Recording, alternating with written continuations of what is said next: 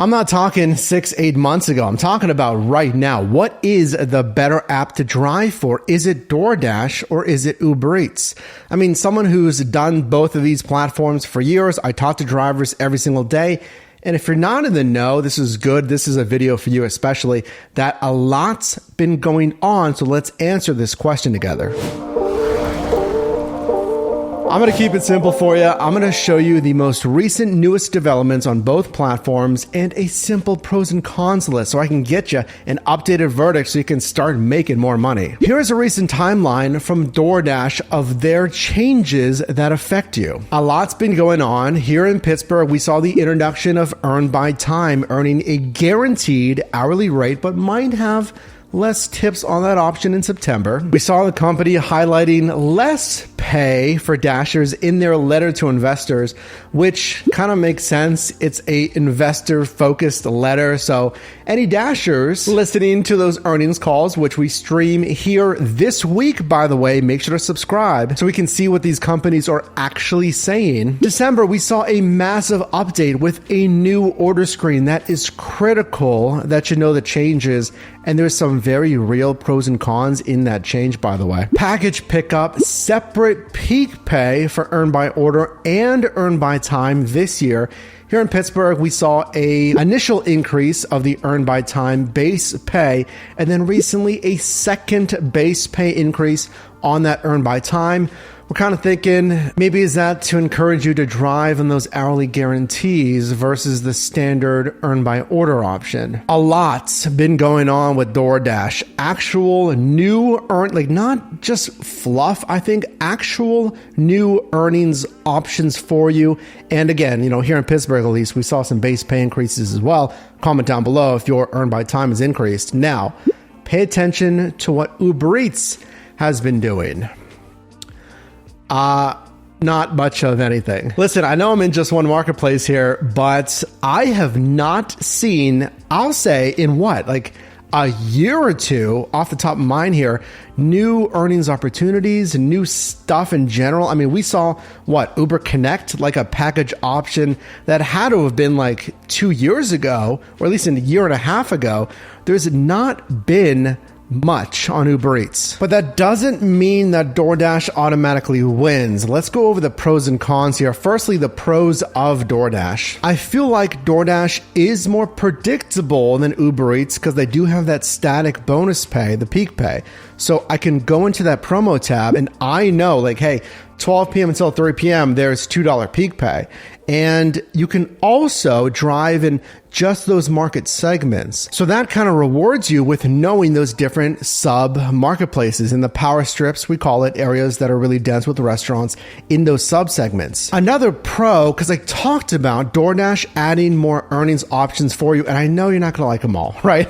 Let's be honest. You don't want to do I hate grocery. I don't like shop and deliver. I don't like whatever it is. So I get that, but at least they're giving you options other than on restaurant drops, maybe the random Uber Connects, I don't know, and Uber Eats, nothing there. Generally, you should see more customers using DoorDash in a lot of cities. So it gives you more volume, hopefully more options to pick from. Now I understand we don't know how many Dashers are signed up in a respective city. So yes, there could be 30% more customers in this city, but if there's 20% more drivers compared to Uber Eats, then I get that argument as well. So DoorDash, I feel like, and let me know if you agree with this, I feel like it's best for longer shifts and more consistent pay. Why? Let's get into Uber Eats. Uber Eats, talking about the pros there, I feel like it's best for possibly not necessarily shorter shifts because you can drive anywhere in the marketplace. So that's a positive of Uber Eats. I don't have to drive in a market segment. So I'm not locked in. And yes, you can switch segments on DoorDash, but there's some caveats there. But I could be rewarded on a shorter time span with Uber Eats Surge, given that you get some surge on Uber Eats. So you might be able to make $4 for a short amount of time versus DoorDash is paying $2 per delivery, but it's more, again, predictable because it's scheduled peak pay. Oh, and here's another positive of Uber Eats that I think it needs to come back to DoorDash. I mean, they're going to do their thing, but showing the customer tips And we've seen on the new order screen, not always, but a lot of the times, DoorDash is not showing that customer tip, just a guaranteed pay amount. So there are some really applicable pros on both platforms. I mean, both are good and none is a clear far out winner. So that's why this verdict is going to be very important. So hang to the end of the video, drop a like on this video, consider subscribing, and we'd love to have you a part of the team here. The cons though of the #1 food app DoorDash, they 100% have higher standards for you as a driver. So I mentioned it's different market segments. I can't just drive anywhere. You can only if you go offline of your current dash, which is in the zone, and then hopefully if you're pulled into a different zone or you want to commute to a different zone, that you can dash now. That's the only way you're going to dash in a new zone. You go offline, right? We call this a shift audible. I'm going to make a decision to go online in a different, usually adjacent market segment, but I have to dash now unless you're a top dasher. But speaking of higher standards, I mean, Uber Eats doesn't have this. Uber Eats doesn't have like 5 different incentive programs, priority access, top dasher, and the like, that say, hey, on priority access, you have to accept 50% of orders or 70% of orders. DoorDash outrightly says, like, if you're going to drive on earn by time, you're going to get that guaranteed hourly pay, maybe less tips, but you can only decline once per hour. So it's much more stringent if you simply want to drive on an hourly guarantee. Another con of DoorDash, it's kind of a pro and a con, is that the platform does, in my opinion, change faster than Uber Eats. Just in the last 2 quarters alone, we saw how many new features, new this and that, terms of service, by the way, as well. Another thing to consider is the competitiveness on DoorDash, that yes, there's different market segments, so drivers are usually in these different segments, but if one of these segments has like $3, $4 peak pay, it can and will pull dashers from these other segments into that popular one, and unless orders go up in relation to that, you're going to have more competition. And of course, what I talked about, a con of DoorDash, is not seeing that expected customer tip. I think that is painful for dashers. I would love to see them bring that back. Why does that really matter?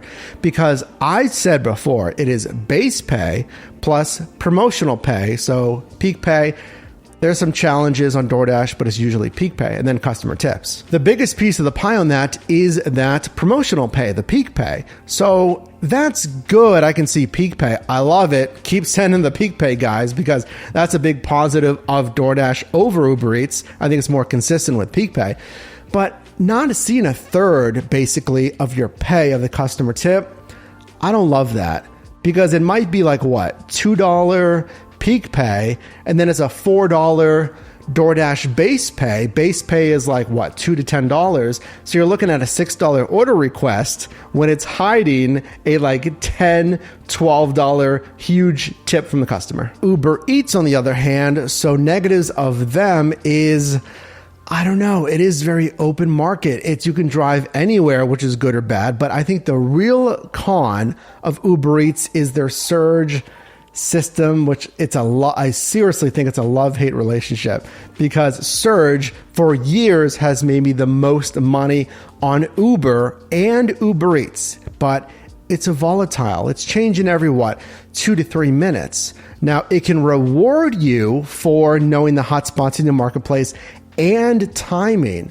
So I know, like, hey, this event's going to let out, and I guess that's more rideshare, let's say, but I know the demand's going to spike, or whatever. I usually talk about halftime events, sporting events, where you can predict, more food delivery. But it does only last like 2 to 3 minutes unless it extends. And this is why I think, this stuff works, the market research. You need to know your marketplace and understand, if I'm going to do more Uber Eats, how long, you need to answer this.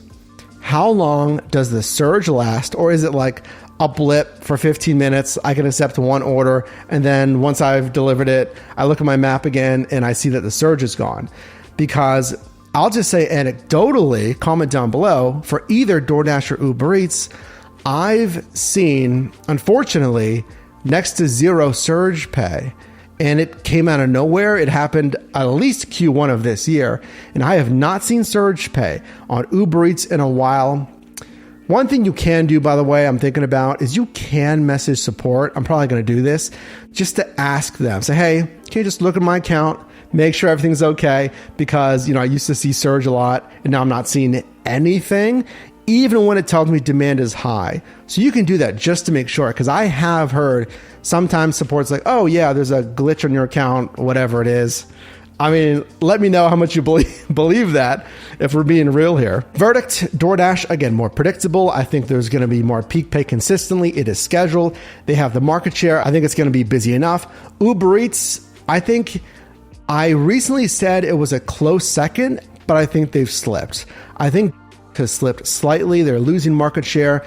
All the quarterly calls that Uber talks about seems to be much more rideshare focused, which I get. The company's rideshare has recovered back to 2019 levels. I certainly don't hate Uber Eats. I think it's still a good side hustle. You should 100% multi-app with both of those, and Grubhub plus local regional options there. That's going to be your staple still, your 1-2, but the really takeaway here is I do think Uber Eats has slipped slightly.